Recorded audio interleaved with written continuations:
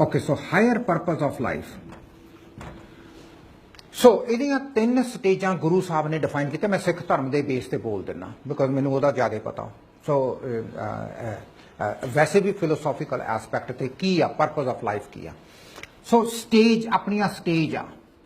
ਆਪਣੀ ਸਟੇਜ 1 ਜਿਹੜੀ ਹੈਗੀ ਆ ਉਹ ਬੇਸਿਕਲੀ ਹੈਗੀ ਆ ਕਿ ਜਿਹੜੀ ਆ ਬਾਡੀ ਆਪਣੀ ਇਹਨੂੰ ਆਪਾਂ ਨੇ ਜਿਉਂਦੇ ਰੱਖਣਾ। ਫਿਜ਼ੀਕਲ ਆ ਉਹ ਸਾਰਾ ਕੁਝ ਤੇ ਸਾਰੀ ਜਦੋਜਹਿਦ ਜਿਹੜੀ ਆ ਆਪਾਂ ਘਰ ਖਰੀਦਦੇ ਆ, ਘਰ ਮੌਰਗੇਜ ਪੇ ਆਫ ਕਰਦੇ ਆ, ਕੰਮ ਤੇ ਜਾਂਦੇ ਆ, ਪੈਸੇ ਲਿਆਉਂਦੇ ਆ, ਉਹ ਪ੍ਰਡੋਮੀਨੈਂਟਲੀ ਆਪਾਂ ਆਪਣੇ ਆਪ ਨੂੰ ਬਚਾ ਕੇ ਰੱਖਣਾ। ਪੁਰਾਣੇ ਜ਼ਮਾਨੇ ਵਿੱਚ ਆਪਾਂ ਤੀਰ ਮਾਰ ਕੇ ਜਾਨਵਰ ਨੂੰ ਮਾਰ ਕੇ ਲਿਆਉਂਦੇ ਸੀ, ਅੱਗ ਬਾਲ ਕੇ ਉਹਨੂੰ ਰੋਸਟ ਕਰਕੇ ਖਾ ਲਿਆ ਪੁਰਾਣੇ ਜ਼ਮਾਨੇ 'ਚ, ਬਹੁਤ ਬਹੁਤ ਪੁਰਾਣੇ ਜ਼ਮਾਨੇ 'ਚ, ਰਾਈਟ। ਉਦੋਂ ਵੀ ਆਪਣੀ ਸਟੇਜ 1 ਦੀ ਲਾਈਫ ਸੀਗੀ। ਆਪਾਂ ਨੇ ਫਿਜ਼ੀਕਲ ਆਪਣੇ ਆਪ ਨੂੰ ਜਿਉਂਦੇ ਰੱਖਣਾ, ਇਹ ਪਹਿਲੀ ਪਰਪਸ ਆਫ ਲਾਈਫ ਆ। ਇਹ ਲੋਅਰ ਪਰਪਸ ਆਫ ਲਾਈਫ ਆ ਵੀ ਤੁਸੀਂ ਜਿਉਂਦੇ ਰੱਖਣਾ। ਲੇਕਿਨ ਇੱਕ ਟਾਈਮ ਜ਼ਿੰਦਗੀ 'ਚ ਐਸਾ ਆਉਂਦਾ ਜਦੋਂ ਤੁਹਾਡੇ ਕੋਲੇ ਇਨਫ ਹੋ ਜਾਂਦਾ ਕਿ ਤੁਸੀਂ ਆਪਣੀ ਫਿਜ਼ੀਕਲ ਲਾਈਫ ਨੂੰ ਜਿਉਂਦੇ ਰੱਖ ਸਕਦੇ ਹੋ। ਆਪਾਂ $15-17 ਤੇ ਕੰਮ ਕਰੀਏ ਤਾਂ ਆਪਾਂ ਆਪਣੀ ਫਿਜ਼ੀਕਲ ਨੂੰ ਕੈਨੇਡਾ ਦੇ ਵਿੱਚ ਆਪਾਂ ਜਿਉਂਦੇ ਰੱਖ ਸਕਦੇ ਹਾਂ। ਜੇ ਇੱਕ ਬੰਦਾ ਕੋਈ $17-18 ਤੇ ਕੰਮ ਕਰ ਲਵੇ ਉਹ ਆਪਣੇ ਆਪ ਨੂੰ ਜਿਉਂਦਾ ਰੱਖ ਸਕਦਾ ਕੈਨੇਡਾ 'ਚ। ਵਧੀਆ ਨਹੀਂ ਹੋਊਗਾ ਪਰ that's okay, they can survive.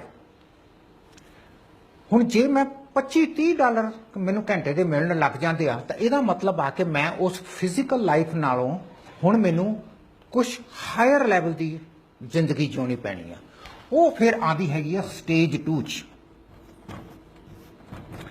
ਉਹਦੇ ਵਿੱਚ ਤੁਸੀਂ ਆਪਣਾ ਜਿਹੜਾ ਤੁਹਾਡਾ ਮਾਈਂਡ ਆ ਜਾਂ ਜਿਹਨੂੰ ਤੁਸੀਂ ਕਹਿ ਸਕਦੇ ਮੈਂ ਦਿਲ ਦੀ ਸੋਚ ਰੱਖਦਾ, ਮੈਂ ਦਿਲ ਰੱਖਦਾ, ਉਹਦੇ 'ਚ ਤੁਸੀਂ ਉਤਰਦੇ ਹੋ। ਤੁਹਾਨੂੰ ਐਕਚੁਅਲੀ ਇਹਦੇ 'ਚੋਂ ਨਿਕਲ ਕੇ ਇਹਦੇ 'ਚ ਆਉਣਾ ਪੈਂਦਾ। ਇਹਦੇ 'ਚ ਆਉਣ ਵਾਸਤੇ ਤੁਹਾਨੂੰ ਆਰਟ, ਕੰਪੈਸ਼ਨ, ਆਰਟ ਦਾ ਮਤਲਬ ਹੈਗਾ ਪੋਇਟਰੀ, ਡਰਾਮਾ, ਮਿਊਜ਼ਿਕ, ਇਹ ਸਾਰੀਆਂ ਚੀਜ਼ਾਂ, ਇਹ ਆਰਟ ਦਾ ਮਤਲਬ ਇਹ ਆ, ਰਾਈਟ। ਕੰਪੈਸ਼ਨ, ਫਿਰ ਆਂਦਾ ਕਿ ਤੁਸੀਂ ਆਪਣੇ ਆਪ ਨੂੰ ਇੰਟੈਲੈਕਚੁਅਲ ਜਿਹੜੇ ਬੰਦੇ ਆ ਉਹਨਾਂ ਨਾਲ ਤੁਹਾਡੀ ਸੰਗਤ ਹੋਣੀ ਚਾਹੀਦੀ ਹੈ। ਇੰਟੈਲੈਕਚੁਅਲ ਬੰਦੇ ਆ ਜਿਹੜੇ, ਨਾਰਮਲ ਬੰਦੇ ਨਹੀਂਗੇ। ਇਹ ਨਹੀਂਗਾ ਵੀ ਮੇਰਾ ਕਬੀਲਾ ਬਹੁਤ ਆ ਤੇ ਮੇਰੇ ਚਾਚੇ ਤਾਏ ਮਾਮੇ ਮੈਂ ਉਹਨਾਂ ਦੇ ਵਿੱਚ ਹੀ ਸਾਰੀ ਜ਼ਿੰਦਗੀ ਕਰਾਂ ਨਾ। ਉਹ ਕਹਿੰਦੇ ਬਾਹਰ ਨਿਕਲੋ। ਉਹ ਜਿਹੜੇ ਆ ਉਹ ਇੱਥੇ ਆਣਗੇ, ਤੁਹਾਡੇ ਜਿਹੜੇ ਫੈਮਿਲੀ ਰਿਲੇਸ਼ਨਸ ਆ। ਜਿਹੜੀ ਸੈਕੰਡ ਸਟੇਜ ਆ, ਇੱਥੇ ਜਿਹੜਾ ਰਿਲੇਸ਼ਨਸ਼ਿਪ ਆ ਉਹ ਬੁੱਧੀਜੀਵੀਆਂ ਨਾਲ ਆ। ਬੰਦੇ ਜਿਹੜੇ ਹਾਇਰ ਲੈਵਲ ਦੀ ਸੋਚ ਰੱਖਦੇ ਆ, ਜਿਹੜੇ ਡਿਫਰੈਂਟ ਸੋਚਦੇ ਆ, ਜਿਹੜੇ ਤੁਹਾਡੇ ਮਨ ਨੂੰ ਸ਼ਾਂਤ ਕਰਦੇ ਆ, ਜਿਹੜੀਆਂ ਚੀਜ਼ਾਂ ਨਾਲ ਤੁਹਾਡਾ ਸ਼ਾਂਤ ਹੁੰਦਾ। ਜਿਵੇਂ ਸਮੁੰਦਰ ਦੇ ਕਿਨਾਰੇ ਵਾਕ ਕਰਨੀ,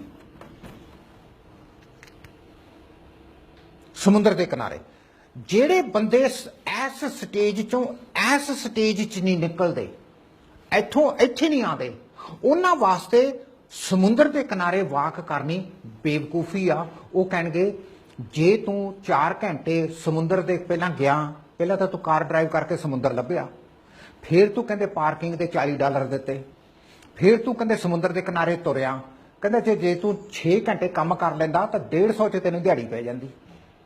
ਤੇ ਤੂੰ ਸਿਆਣਾ ਕਿ ਮੈਂ ਸਿਆਣਾ? ਕਹਿੰਦਾ ਮੈਂ ਤਾਂ ਕੰਮ ਕਰਕੇ 150 ਲੈ ਆਇਆ, ਤੂੰ ਕਹਿੰਦਾ $50-60 ਖਰਚ ਕਰਕੇ ਕਹਿੰਦਾ ਵਾਕ ਕੀਤੀ। ਜਿਹੜਾ ਇਸ ਸਟੇਜ 'ਚ ਬੰਦਾ, ਉਹ ਇਸ ਸਟੇਜ ਦੇ ਬੰਦੇ ਨੂੰ ਬੇਵਕੂਫ ਸਮਝਦਾ। ਸਮਝਦੇ ਨਾ? ਆ ਜਿਹੜੀਆਂ ਚੀਜ਼ਾਂ ਹੁਣ ਜੇ ਆਪਾਂ ਦੇਖੀਏ, ਇੱਕ ਪਾਸੇ ਆਪਾਂ ਕਹਿ ਸਕਦੇ ਹਾਂ ਵੀ ਮੈਂ ਇਹ ਸਮਝਣਾ ਚਾਹਨਾ ਵੀ ਮੇਰੇ ਗੁਰੂ ਨੇ ਲਿਖਿਆ ਕੀ ਆ ਜਪਜੀ ਸਾਹਿਬ 'ਚ, ਤੇ ਮੈਂ ਥੋੜਾ ਜਿਹਾ ਬੈਠ ਕੇ ਮੈਂ ਟਾਈਮ ਲਾ ਕੇ ਮੈਂ ਪੜਾਂ।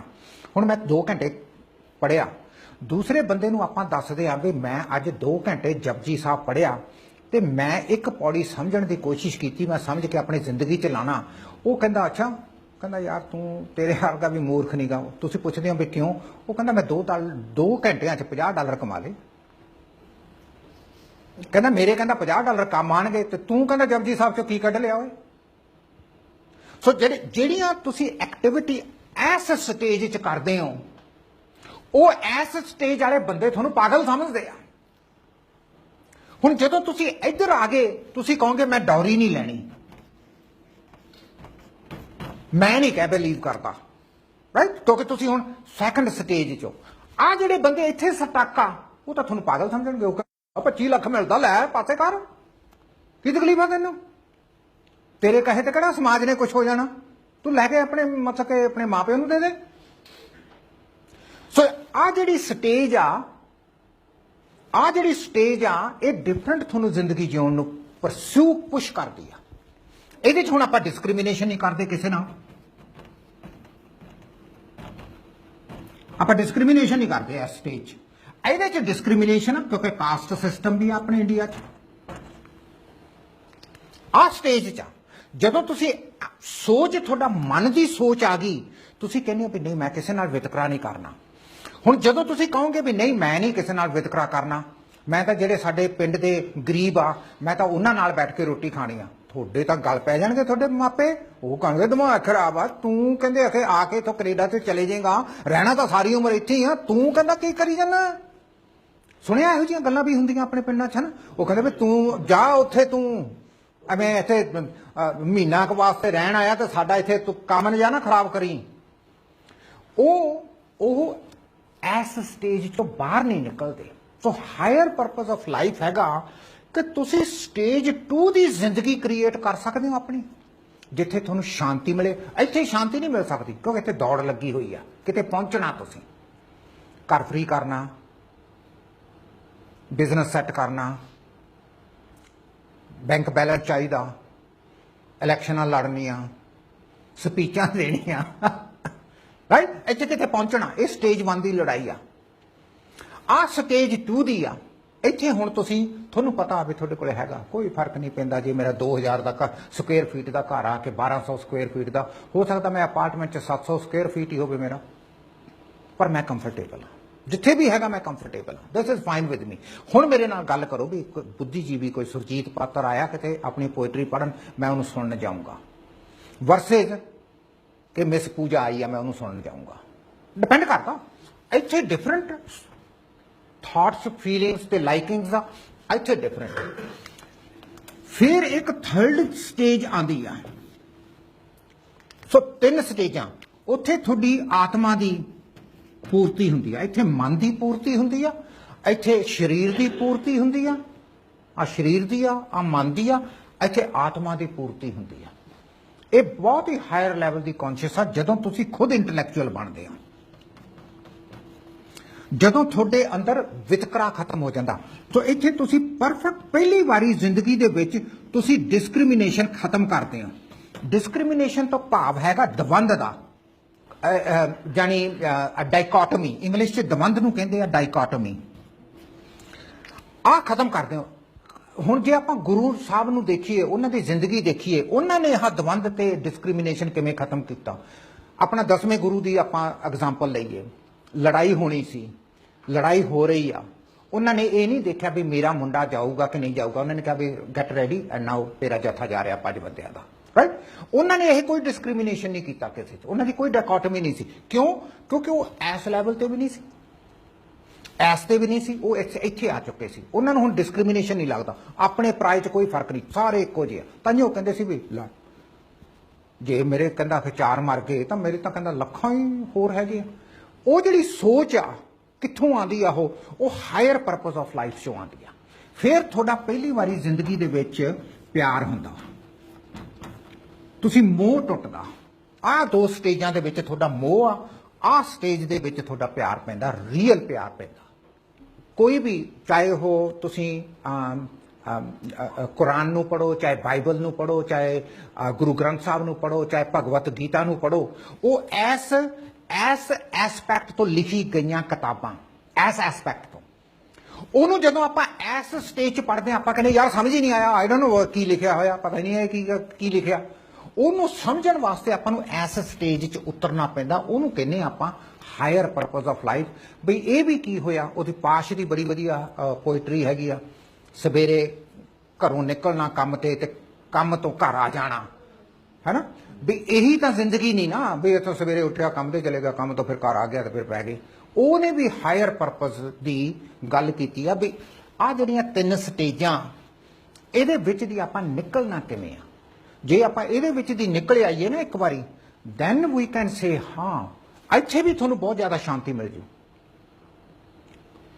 ਤੁਹਾਨੂੰ ਬਾਲੇ ਬੰਦੇ ਇੱਥੇ ਕਹਿਣਗੇ ਨਹੀਂ ਇਸ ਸਟੇਜ 'ਚ ਜਦੋਂ ਤੁਸੀਂ ਪਹੁੰਚ ਜਾਂਦੇ ਹੋ ਕਿ ਤੂੰ ਯਾਰ ਵੱਡਾ ਘਰ ਲੈ ਲਾ, ਤੁਸੀਂ ਕਹੋਗੇ ਨਹੀਂ ਮੈਂ ਬਿਲਕੁਲ ਠੀਕ ਹਾਂ, ਤੁਹਾਡੇ ਤੇ ਅਸਰ ਨਹੀਂ ਹੋਊਗਾ।